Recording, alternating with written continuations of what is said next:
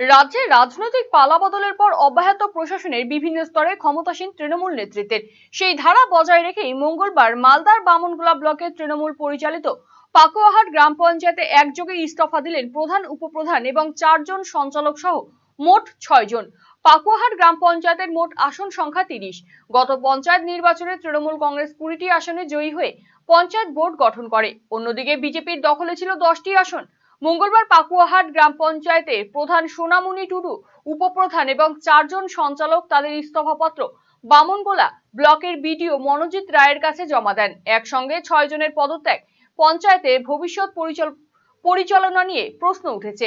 আর এই ঘটনায় স্বাভাবিকভাবেই শুরু হয়েছে নানান জল্পনা। যদিও নতুন সরকারের আমলে এলাকায় উন্নয়নের জন্য এই পদত্যাগ বলেই জানিয়েছেন সঞ্চালকের পদ থেকে ইস্তফা দেওয়া পঞ্চায়েত সদস্য রমেন মণ্ডল। আমাদের পাকুয়া জিপি 20 জন মেম্বার ছিল, তার মধ্যে 6 জন প্রধান, উপপ্রধান আর 4 জন সঞ্চালক। এরা আজকে ইস্তফা দিল।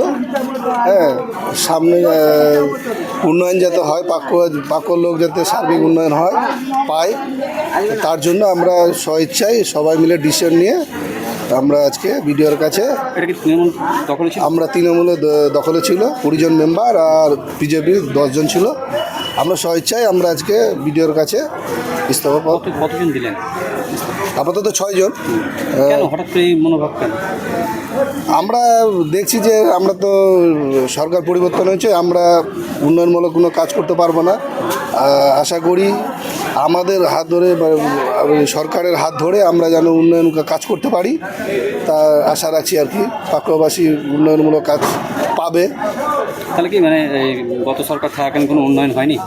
হয়েছে, কিন্তু আমরা যেটা হওয়ার কথা ছিল পারিনি, দিতে পারিনি সার্বিক।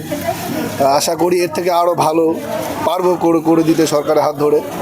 আগামী দিনে কি বিজেপি বা অন্য দলে যাওয়ার? না, আমরা এখনও চিন্তা ভাবনা করিনি। 20 জন মেম্বার আমরা এখনও চিন্তা ভাবনা করিনি, দেখা যাক পরিস্থিতি। তৃণমূলের এটা, তৃণমূল দলটাই তো নেই, আমরা দেখতে পাচ্ছি তৃণমূলের এটা সমস্ত নিজস্ব ব্যক্তিগত ব্যাপার। আর তৃণমূল থেকে ইস্তফা দিবে না তো কি করবে তারা? কারণ তৃণমূল দলই তো নেই, যেই দলের কোনো অস্তিত্ব নেই সেই দলে কি করে মেম্বাররা থাকতে পারে? তো এই কারণে ওদের নিজস্ব ব্যক্তিগত ব্যাপার। এখন তারা ইস্তফা দিয়েছে, সেটা একদম সমস্তটাই তাদের ব্যক্তিগত। আগামী দিনে বিজেপিতে কি নেওয়া হবে তাদের?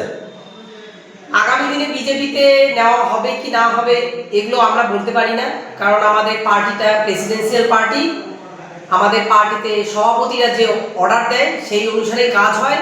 রাজ্য সভাপতি যা নির্দেশ দেবেন সেই মতোই আমাদের জেলা সভাপতি করবেন, জেলা সভাপতি নির্দেশ অনুসারেই আমাদের মণ্ডল সভাপতিরা করবেন। তাই আমরা সেটা বলতে পারছি না যে আগামী দিনে তারা দলে আসবে কিনা।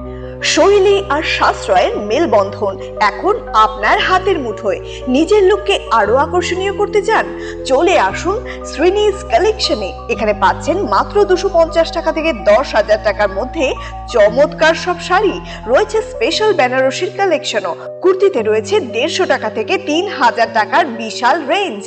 Nightie, one piece gown, coord set, tops, jeans এবং লেগিংস সহ বাচ্চাদের জন্য সব ধরনের ট্রেন্ডি ড্রেস পাবেন এখানে। উন্নত মানের বেডশিট ও রেডিমেড এবং ডিজাইনার ব্লাউজ রয়েছে আপনার মনের মতো। সেরা কোয়ালিটি আর লেটেস্ট ডিজাইনের জন্য তাই আজই চলে আসুন শ্রীনিজ কালেকশনে। শ্রীনিজ কালেকশন, চণ্ডীতলা মা কালী বাসনালয়ের উল্টো দিকের গলিতে, রায়গঞ্জ, উত্তর দিনাজপুর। নতুন ভাবে নতুন রূপে সেজে উঠেছে, তো সবাইকে বলবো, সবাইকে সাদর আমন্ত্রণ করছি। আমাদের ওপেনিং থাকছে 1 বৈশাখ 15ই এপ্রিল, সেদিন সবাই অবশ্যই আসবেন। আর কিন্তু এখন আমাদের কাছে সব রকম কালেকশন পাবে, মহিলাদের সমস্ত রকম, এমনকি বাচ্চাদের, ছেলেদের, মেয়েদের স্টকও কিন্তু এখন আপনারা আমাদের কাছে পেয়ে যাবেন একেবারে সুলভ মূল্যে। কলকাতার RGM Ayurvedic medical college and হাসপাতালের medical officer doctor Somnath Dutta এখন নিয়মিত রোগী দেখছেন রবিবার, সোমবার এবং মঙ্গলবার।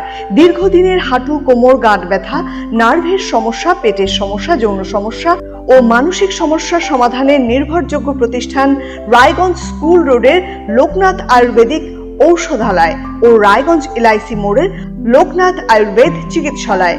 এখানে স্বর্ণপ্রাশন, কাপিং থেরাপি, লিচ থেরাপি ও পঞ্চকর্মার মাধ্যমে চিকিৎসা করা হয়। তাই নাম লেখাতে আজই যোগাযোগ করুন 9434966017 এবং 9153958198।